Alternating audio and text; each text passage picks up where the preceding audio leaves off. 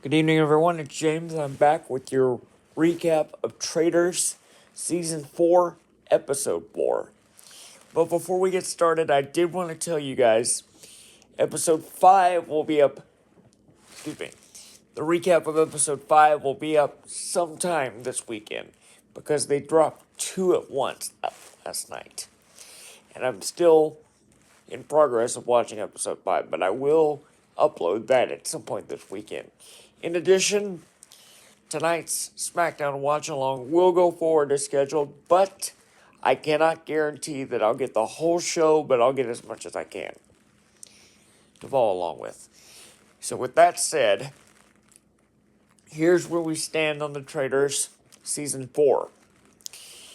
As you know from watching my last Traitors recap video, we were told that the Faithfuls were going to... We were told that the Traitors were going to murder one of the 4 Faithfuls that did not get free of their cages in the third mission, face to face. So, we get to breakfast and we find out that Caroline was the one that was murdered face to face. Then, the remaining contestants faced another mission. This mission was basically trying to burn effigy statues that also had shields attached to them with the players' names on them. What they had to do was search the forest for dolls that they could shoot after setting them on fire to burn the shields and thus burn the effigies to win money. So therefore, there were 10 effigy statues up for grabs, so therefore a potential $20,000 was on the line. However, anyone who had their statue burned would be marked for murder. So therefore, all 10 statues were burned. So therefore, the team earned the maximum $20,000, bringing the prize pot to $90,000.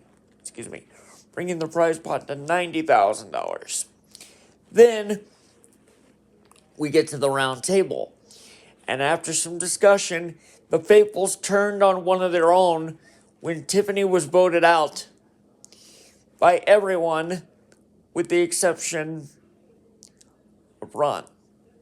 So therefore, Tiffany was banished.